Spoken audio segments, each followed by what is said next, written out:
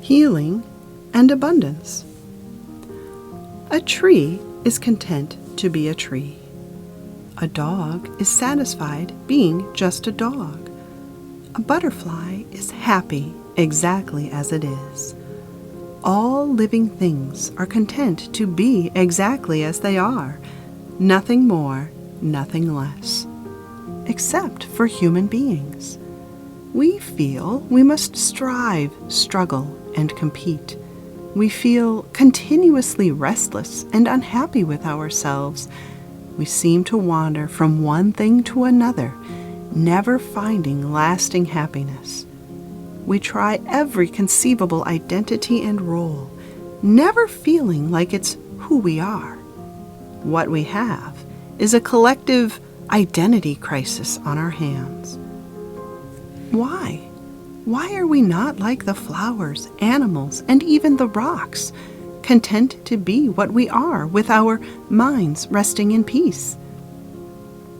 These feelings can only mean one thing.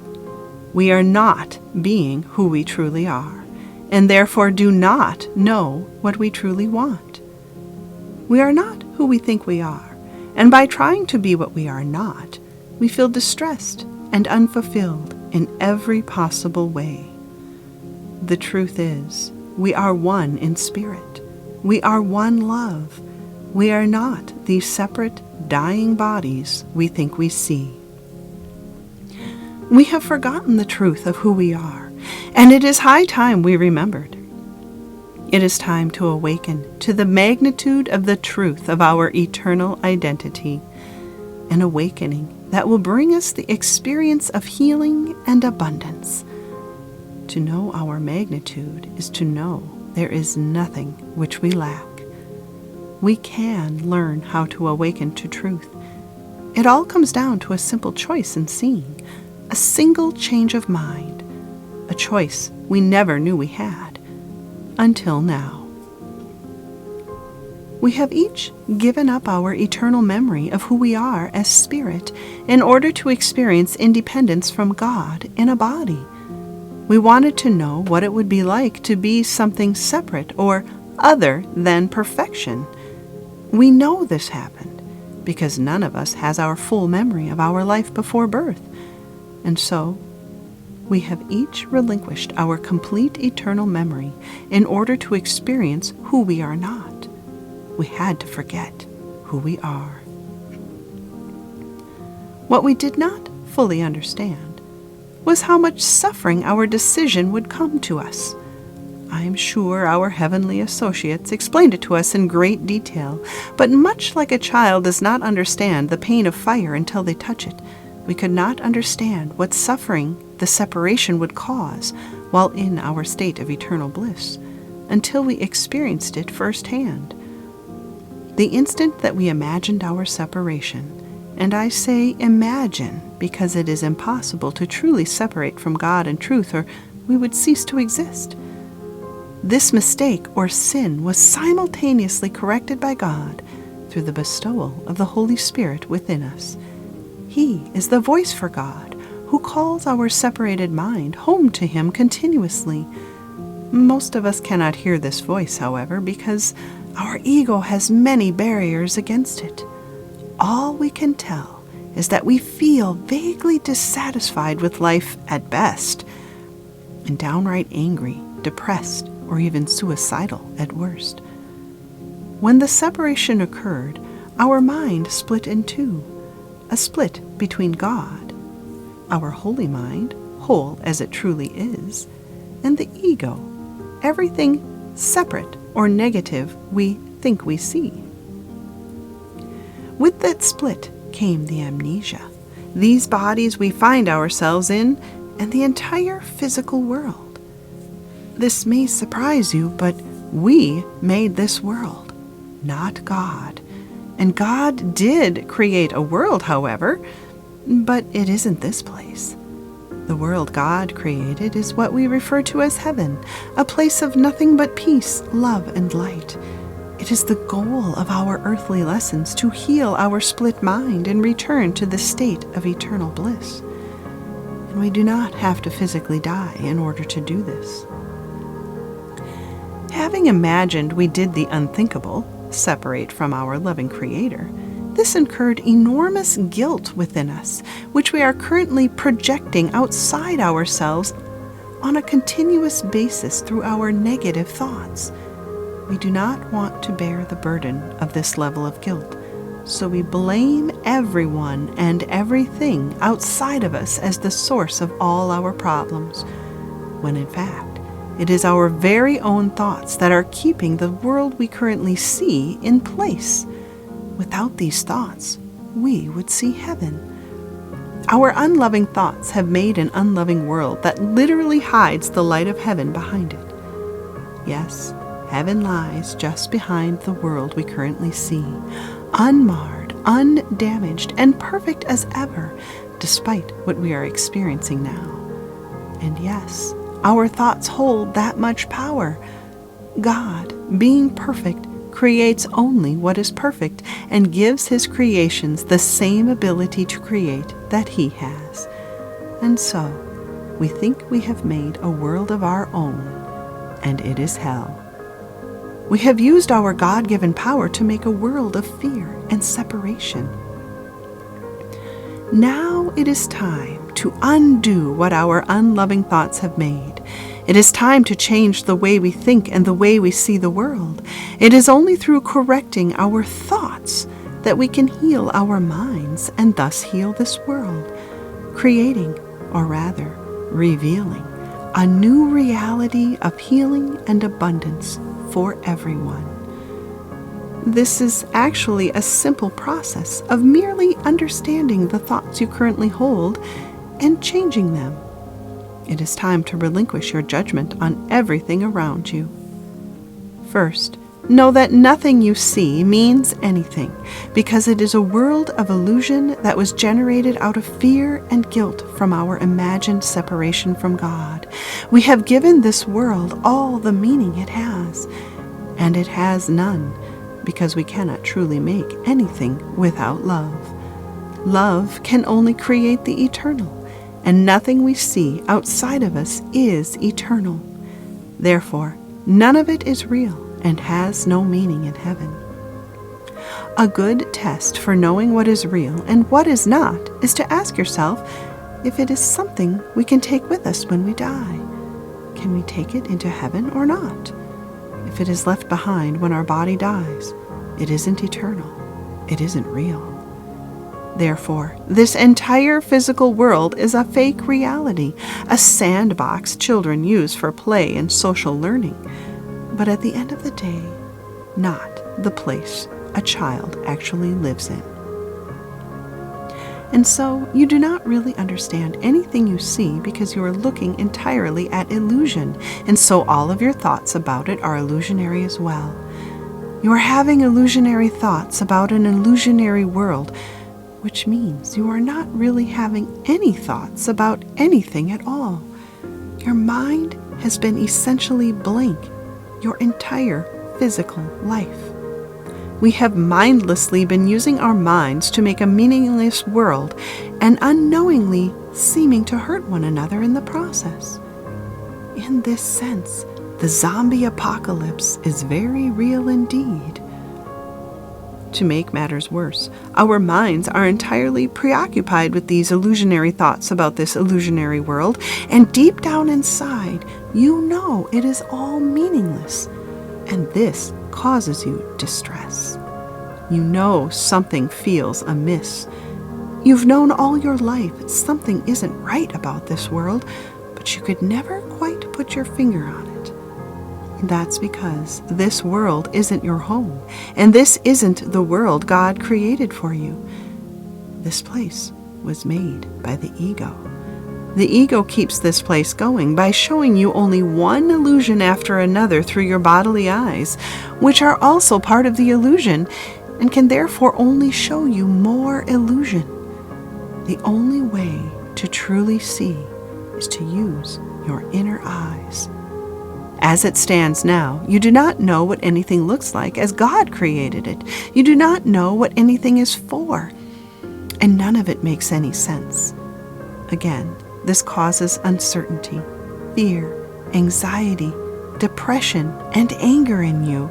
You blame outside circumstances on these feelings, but in truth, there is only one reason you ever feel any negative emotion. You're upset because you're here to begin with. You want to heal the separation and go home. The way to undo all of this is to forgive yourself the guilt of your initial mistake of thinking you could live separately from God. You are not a separate being whose only existence is as a body. You are a blessed, eternal creation of God. And because of that, you are very holy. And your holiness blesses the world just by your mere presence here. This idea is clarified in A Course in Miracles through Lesson 37. My holiness blesses the world. And I quote, "The Holy Spirit said to me regarding this lesson, your holiness blesses the world because you are whole. You who are whole need nothing. You who are whole make no demands upon the world, knowing full well that the world cannot give you the peace and happiness that you seek. In this sense, your holiness is your wholeness, your unity with all living things. A wholly whole person, aware of their own holiness, extends a blessing from their abundance and their holiness to the world, rather than making demands of it. They give rather than take. The law of love dictates that what you give is what you receive, so it is in your best interest to give only blessings in order to receive only blessings. In this way, you ask for nothing in order to receive everything. And in any lack or need that you may perceive, remember that God's grace suffices you. You are complete and healed and whole, just as He created you. This is the abundance prayer you should lay upon the world with your holiness, in order that you may experience abundance yourself. If you receive what you give, then imagine how much you will receive when you give all your love to all, seeing them as one with you." And with these words, I understood more clearly how we do not believe in our own perfection, healing, and abundance. Our minds are split between the ego and the Holy Spirit within us. We believe we are flawed sinners capable of wrongdoing and evil. Having believed what is not true, we must now unlearn our imperfection and embrace the truth of our holiness, perfect abundance, and oneness. Only this can heal our split mind and cure everything we think is hurting us. In order to heal, we must open the channels of our mind to God. He will not enter where He is not invited, and so we must learn how to offer this invitation. We offer it through letting down our barriers to love. Any negative thought is a barrier to love's presence, abundance, and peace. Please, never forget, God is always present. It is only your lack of awareness of His presence that makes Him seem absent. He is always ready and waiting for your invitation. It may sound impossible to wrangle your errant thoughts. At times, they seem to rampage through our minds uncontrollably. But there is a simple way to achieve inner peace, and I promise you can do it. There are 3 steps to this process.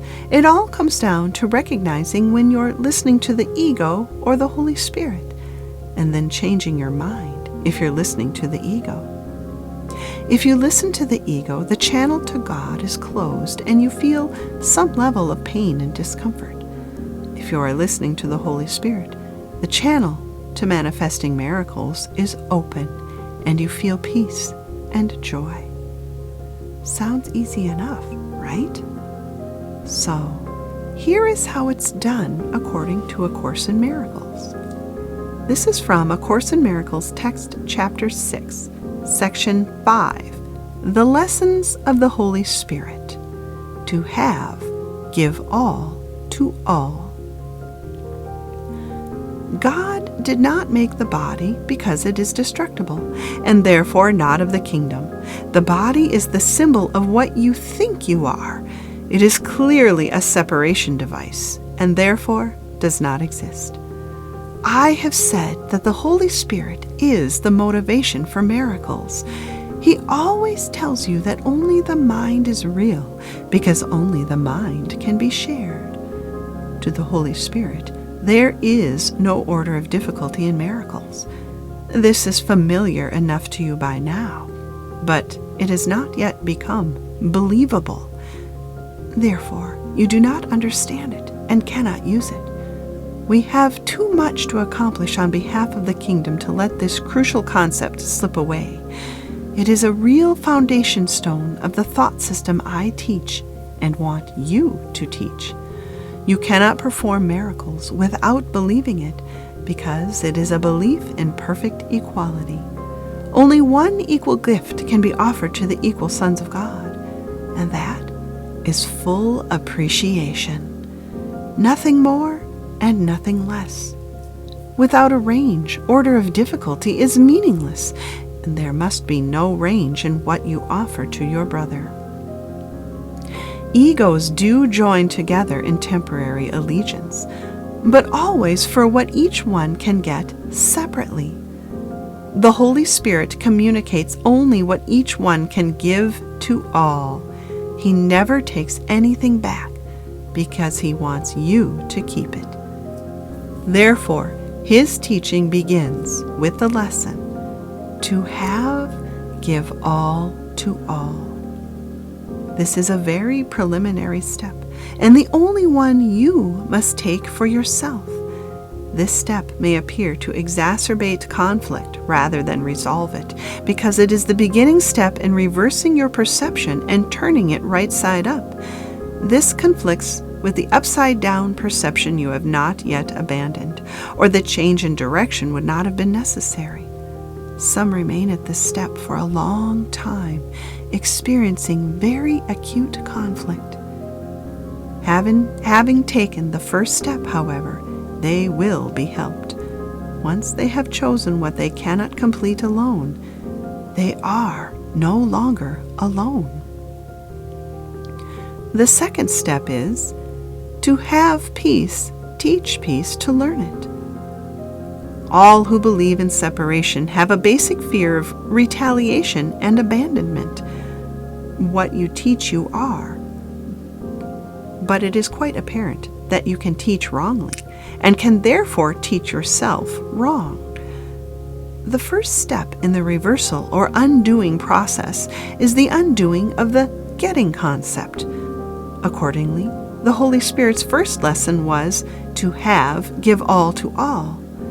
Upside down as always, the ego perceives the first lesson as insane. The way out of conflict between two opposing thought systems is clearly to choose one and relinquish the other. If you identify with your thought system, and you cannot escape this, and if you accept two thought systems which are in complete disagreement, peace of mind is impossible. If you teach both, which you will surely do as long as you accept both, you are teaching conflict and learning it.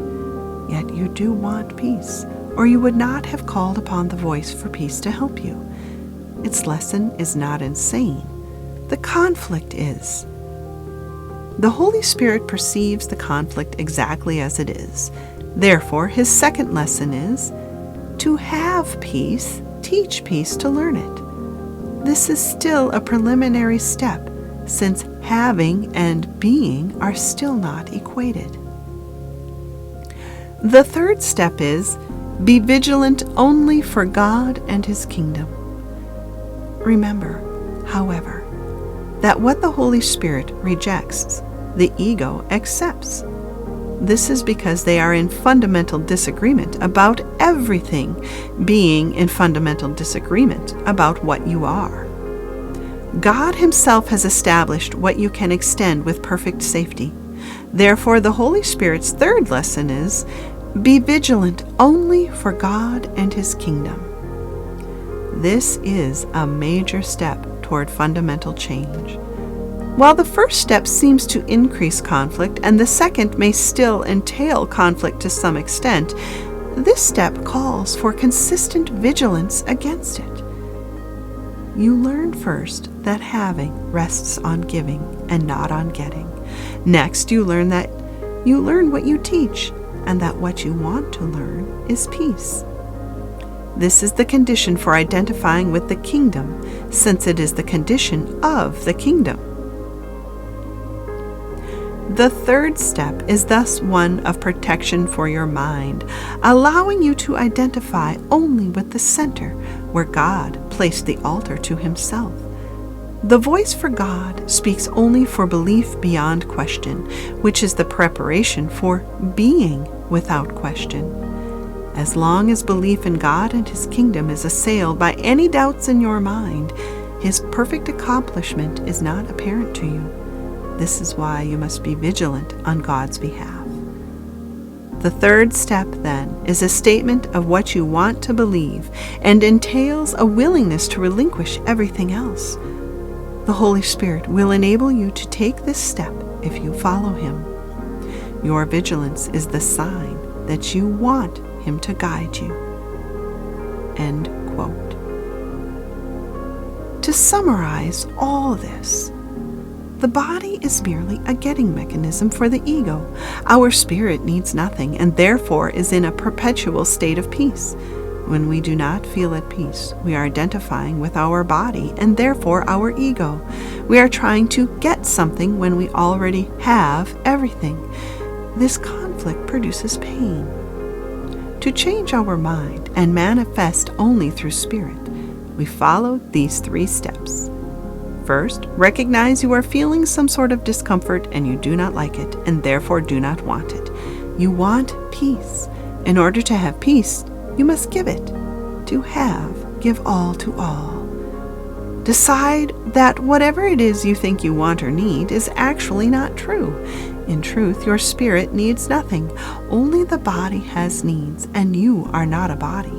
Therefore, do not try to force your will upon anything, living or non-living, animate or inanimate, imaginary or seemingly real, in any situation you may think you are in.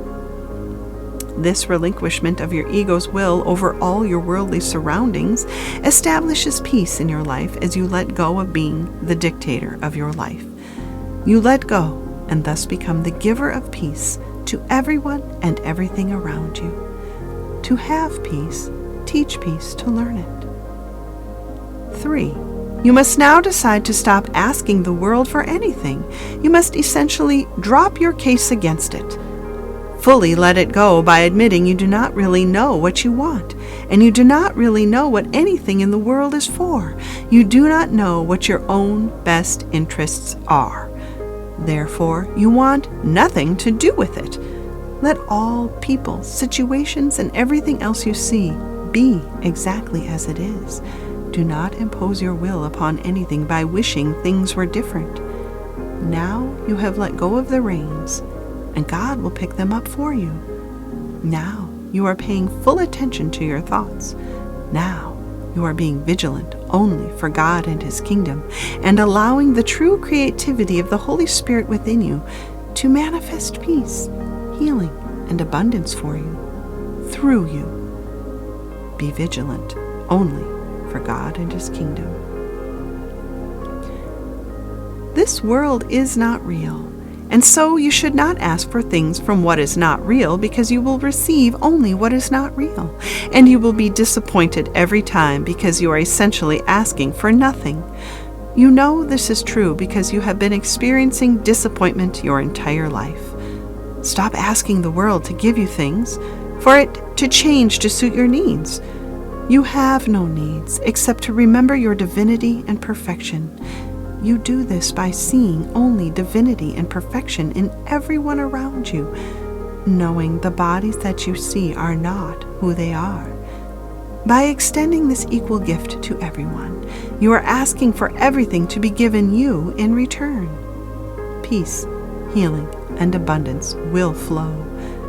A Course in Miracles has one more thing to say on this. Text, Chapter 8, Section 1, The Direction of the Curriculum. The distractions of the ego may seem to interfere with your learning, but the ego has no power to distract you unless you give it the power to do so. The ego's voice is a hallucination. You cannot expect it to say, "I am not real." Yet, you are not asked to dispel your hallucinations alone. You are merely asked to evaluate them in terms of their results to you. If you do not want them on the basis of loss of peace, they will be removed from your mind for you. End quote. Another thing to remember is this: the ego always speaks first. In every situation you encounter or thought that you have about the world, the ego will always be the first on the scene. It's pushy and obnoxious. Your only job is to recognize when it barges in and quietly lay it to rest by remembering you do not want to listen to it. You want to hear only one voice, and one voice only. Do not feel guilty or like you failed when you catch your ego thoughts. It is actually a huge success every time you do this. A Course in Miracles, Chapter 11, Section 4, The Inheritance of God's Son. And I quote, "Only you can deprive yourself of anything. Do not oppose this realization, for it is truly the beginning of the dawn of light. Remember also that the denial of this simple fact takes many forms, and these you must learn to recognize and to oppose steadfastly without exception. This is a crucial step in the reawakening. The beginning phases of this reversal are often quite painful, for as blame is withdrawn from without, there is a strong tendency to harbor it within. It is difficult at first to realize that this is exactly the same thing, for there is no distinction between within and without. If your brothers are part of you and you blame them for your deprivation, you are blaming yourself. Lay it to yourself and you cannot know yourself, for only the ego blames it all. Self-blame is therefore ego identification, and as much an ego defense as blaming others. That is why blame must be undone, not seen elsewhere. You cannot enter God's presence if you attack His Son.